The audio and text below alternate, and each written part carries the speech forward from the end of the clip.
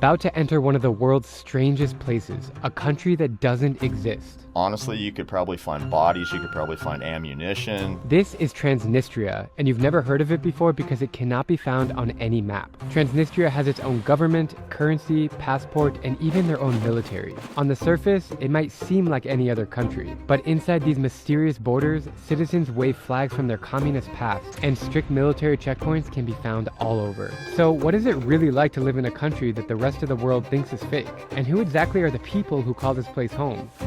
Come with me as I explore Transnistria, where less than 500 tourists visit a year. Getting to Transnistria isn't so easy. First, we have to fly to Moldova, Europe's poorest and least visited country. So I'm traveling with my wife Diana and her mom Sheila, and her mom does not know where we're going. We're literally at the airport. Are you excited? Yeah. Where are we going? I don't know. She's the kind of type that just goes with the flow, and I know she's gonna have a good time, but she literally doesn't know where we're about to board the flight to. Where do you think we're going?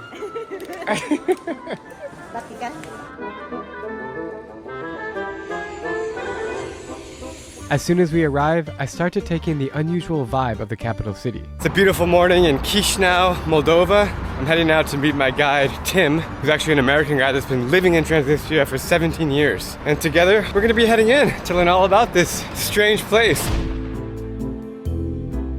Traveling from Moldova into Transnistria is no joke. This isn't your typical border crossing. One wrong move and things could get messy. Checkpoint, checkpoint. Can I shoot now?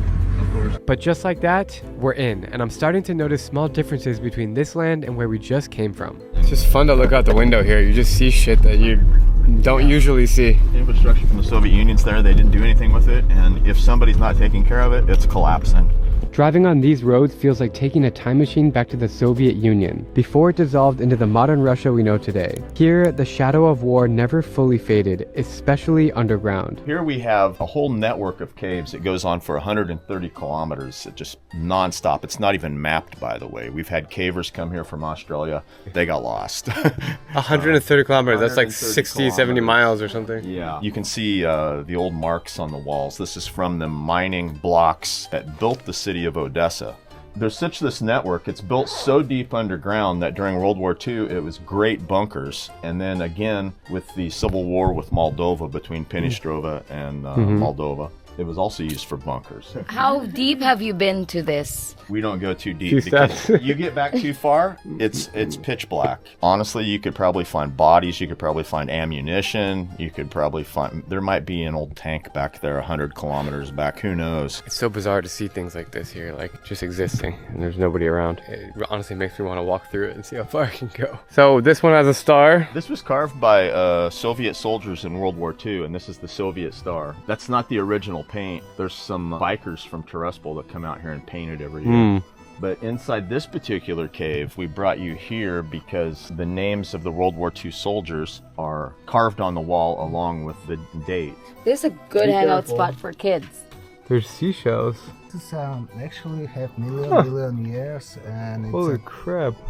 part of Sarmat Sea. Yeah. Way back, for sure there were lights. It's cold in here. These old rusted things, these carried electricity, communications cables, even water, going all the way back. So the soldiers who were carrying ammunition and had jeeps and tanks had electricity, water, communications. This is so freaky, man. We've only stepped just inside. Was there a lot of like combat here in World War II? Oh yeah, this was place? The front lines of what they call the Chisinau-Yash offensive, and is the biggest battle after Stalingrad. But, Oh crap.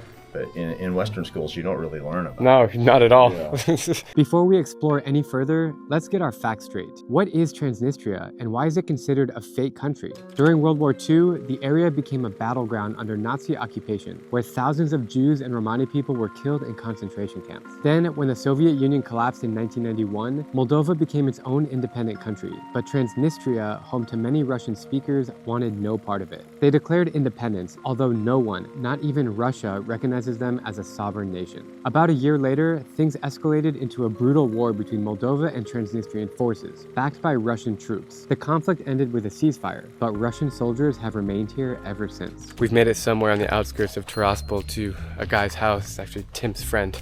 He's got a collection of weapons, we've been told. Dude, these buildings to me are so bizarre. It looks like they just stick it with like gum in the middle. Yeah. Whatever material that is. Throw it together and like there it is.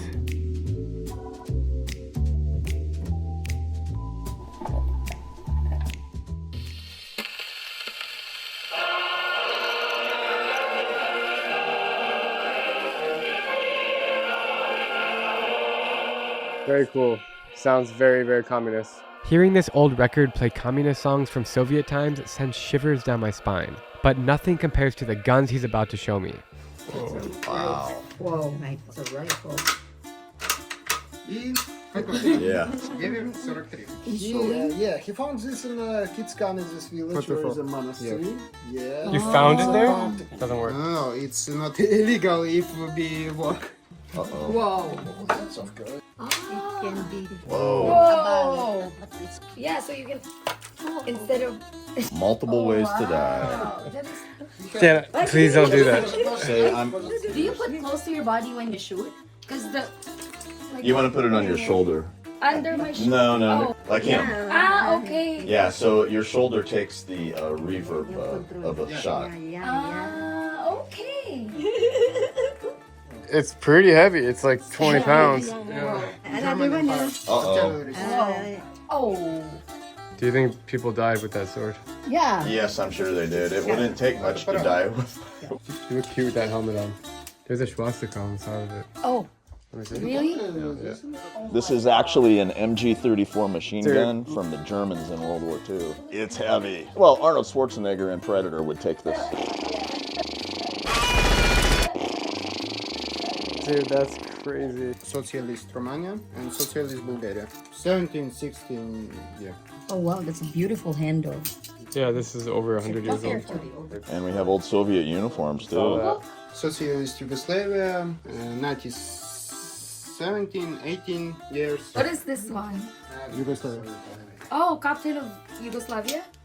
Picture. could actually be a fashion. Yeah, really good. I swear, this room packed with all these collectibles holds so much value. I've never seen anything like it before in my life. Our journey continues to explore some monuments in this unrecognized country. Online it says there's like 500,000 people in Transnistria, but it's like, No. it's not true. They're all left.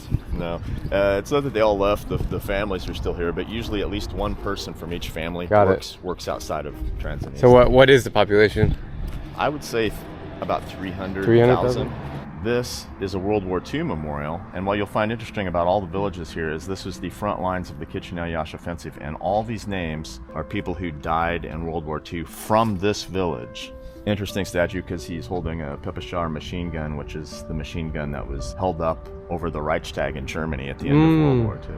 Not only is there a World War II monument here, but there is a monument to the Civil War with Moldova because there was a missile strike here, and this missile unfortunately killed all these kids.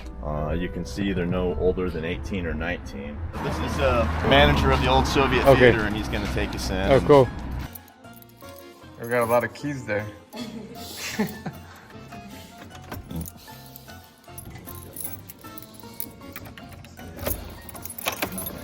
Okay.